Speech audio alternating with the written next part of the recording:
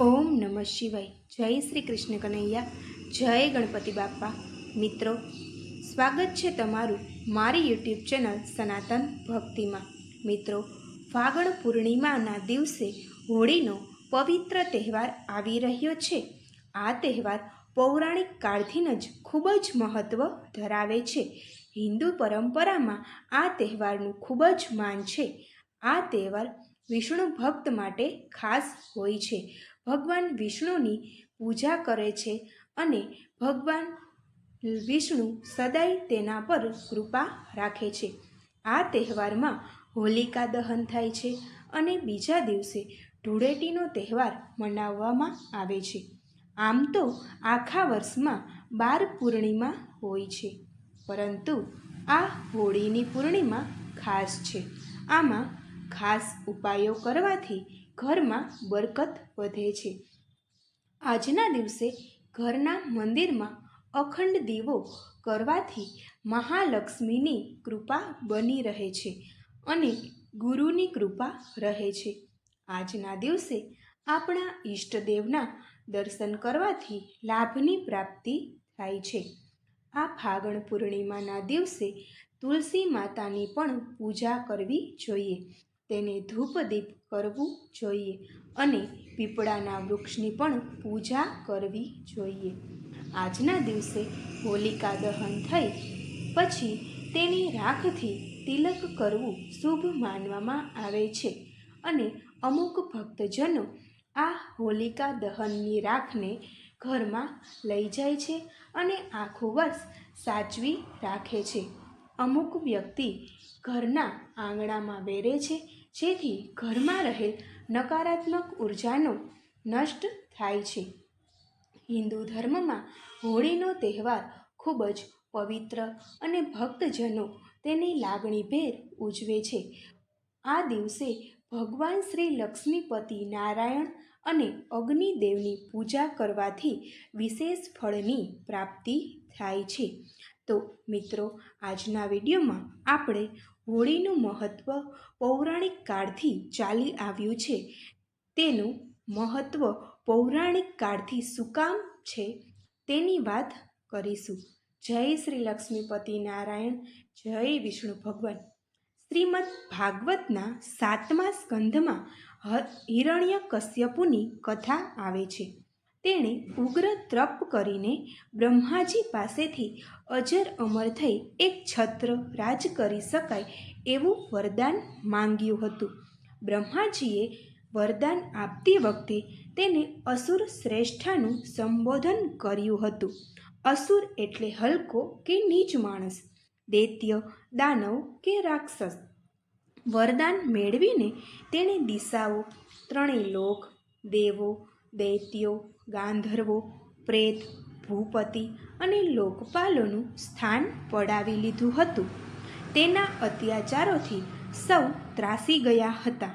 ત્યારે બ્રહ્માજીએ આશ્વાસન આપ્યું હતું, આ અસુરની દુષ્ટતાને હું પહેલેથી જ જાણું છું.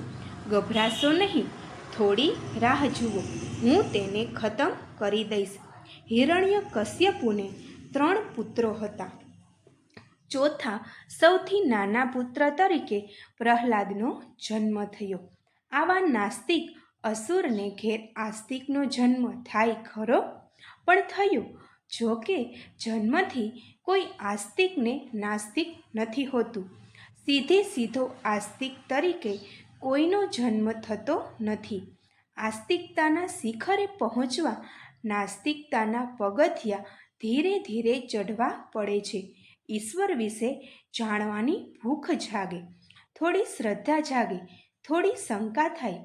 જીવ હશે નહીં હોય તેનું સમાધાન શોધે, મૂંઝવણ અનુભવાય, મનમાં રહસ્ય ઘેરાતું જાય. આવી મનઃસ્થિતિમાં જીવને તાલાવેલી જાગે ત્યારે માણસ આસ્તિક બને છે. દૈત્યોના ગુરુ શુક્રાચાર્યના 2 પુત્રો હતા, શંડ અને અમર્ક. એ બંને દૈત્યોના બાળકો સાથે પ્રહલાદને ભણાવતા. પ્રહલાદને આસુરી જ્ઞાન પચતું નહોતું. તેમનું ધ્યાન શ્રી હરિમાં જ રહેતું. તે પળે પળ ભગવાન શ્રી વિષ્ણુનું રટણ કરતા. શંડ અને અમુક પ્રહલાદની આવી આસ્તિક રીતભાતથી કંટાળી ગયા હતા. છેવટે તેમણે હિરણ્યકશ્યપુને વાત કરી. હિરણ્યકશ્યપુએ પુત્રને ખોળામાં બેસાડી વહાલ કરતાં કરતાં સમજાવ્યો, પણ પ્રહલાદજીએ એવી દલીલો કરી કે પિતા સમસમી ગયા.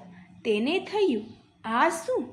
મારા ઘરમાં, એક અસુરના ઘરમાં જ મારા કટ્ટર વિરોધી વિષ્ણુનો ભક્ત ક્યાંથી પેદા થઈ ગયો? જો કે આવું બને છે. નાસ્તિકતાના ગર્ભમાંથી જ આસ્તિકતા પેદા થાય છે. પિતા પોતાના જ અંશથી સે ખાઈ ગયો. આવા નાના બાળકથી વળી શું ગભરાવાનું? જો કે તેની ગભરામણ પુત્ર પ્રહલાદની ન હતી, પ્રહલાદમાં દેખાતી આસ્તિકતાની હતી. ખોટા માણસોની વચ્ચે સાચો માણસ આવી જાય તો ખોટા ડરે છે. અસત્યની સામે સત્ય આવીને ઊભું રહે તો અસત્યની હાર થાય છે. હિરણ્યકશ્યપુને પોતાની એક ચક્રી શાસન ડગમગતું લાગ્યું. ત્યારે તેણે પ્રહલાદને ખતમ કરવાના પેંતરા શરૂ કર્યા. વિચારવા જેવું છે કે નાસ્તિકતાને પોતાનું અસ્તિત્વ ભૂસાતું લાગે ત્યારે તે લોહીના સંબંધની ગરિમા પણ ભૂલી જાય છે. ત્રિશૂળના ઘા કર્યા, હાથીના પગ નીચે કચડાવ્યો, ઝેરી સાપનો દંશ દીધો, ઝેર પીવડાવ્યું, ઊંચા પર્વતની ટોચ પરથી ખીણમાં ગબડાવ્યો. બહેન હોલિકાના, જે ખુદ અગ્નિ સ્વરૂપ હતી, તેના ખોળામાં બેસાડી રાખ કરવા પ્રયત્ન કર્યો. પણ વિષ્ણુ ભક્ત પ્રહલાદને ઊંડી આંચ ન આવી. જ્યારે ધાર્મિક વ્યક્તિ મનથી સંપૂર્ણ સમર્પિત હોય ત્યારે દુનિયાની કોઈ તાકાત તેને મારી શકતી નથી. મીરાને પણ ઝેર આપવામાં આવ્યું હતું, પણ કહેવાય છે કે નિર્બળનું બળ રામ હોય છે. નિર્બળ દેખાતા ભક્તમાં જે શક્તિ દેખાય છે તે તેની નહીં, ઈશ્વરની હોય છે. જ્યારે માણસ એમ માને કે હે ઈશ્વર, હવે મારી કોઈ હસ્તી નથી, અંદર બહાર સર્વત્ર તું જ છે, ત્યારે તે ભક્ત બને છે. એવો ભક્ત કદી મૂંઝાતો નથી, ચિંતા કરતો નથી, દુઃખી થતો નથી. તે માને છે કે હું ચોટ ખાઈશ તો મને નહીં, એને વાગશે. હું જીતીશ તો એ જીતશે, હું હારીશ તો એ હારશે, હું મરીશ તો એ મરશે. ભક્ત પછી સંસારી રહેતો નથી, પરમાત્મા સાથે તદાકાર થઈ જાય છે. આત્મા અને પરમાત્મા વચ્ચેથી બધું જ હરી જાય છે. જરાય અંતર રહેતું નથી, ના કોઈ ખ્વાહિશ, ના કોઈ વાસના, બસ હરિનું નામ જ. હિરણ્યકશ્યપુ અને પ્રહલાદ આપણા અંતરમાં ઉઠતી ભાવનાઓનું પ્રતીક છે.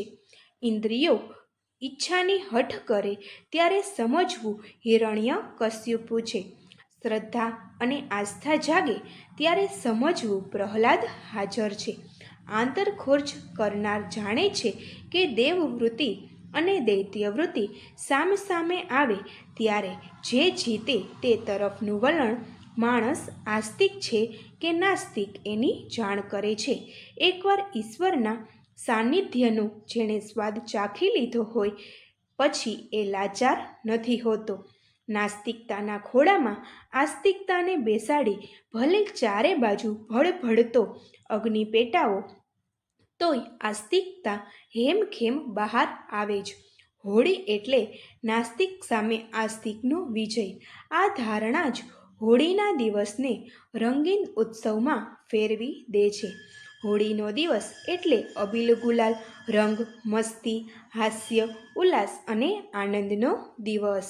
આમ તો હોળી માત્ર એક તહેવાર કે પરંપરા નથી, પરંતુ આ પર્યાવરણથી લઈને તમારા સ્વાસ્થ્ય માટે પણ ખૂબ જ મહત્વપૂર્ણ છે.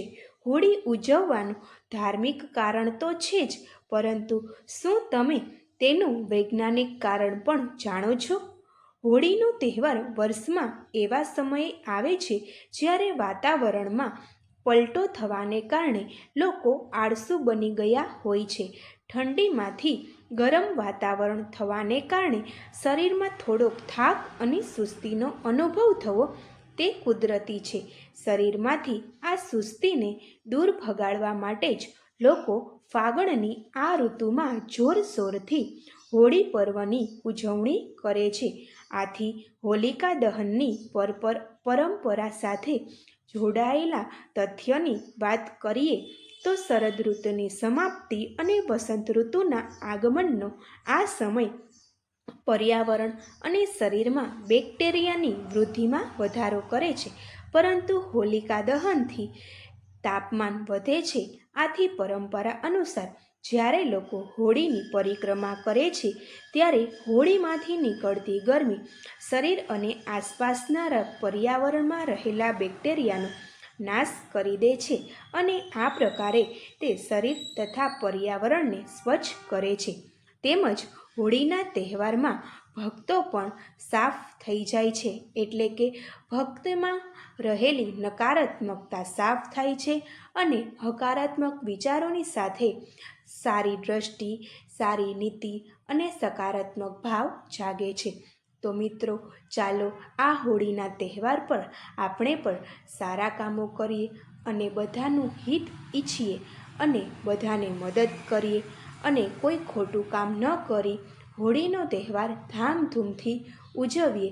જેવી રીતે અસત્ય પર સત્યની વિજય થઈ, તેવી જ રીતે હંમેશા સકારાત્મક બની દુનિયામાં આગળ વધવું એવો ભાવ રાખીએ. મિત્રો, જો તમને મારો આ વિડીયો પસંદ પડ્યો હોય તો લાઈક કરજો, શેર કરજો ને સબસ્ક્રાઈબ કરજો. જય વિષ્ણુ ભગવાન, જય લક્ષ્મીપતિ નારાયણ, ઓમ નમઃ શિવાય, જય શ્રી કૃષ્ણ કનૈયા, જય ગણપતિ બાપ્પા.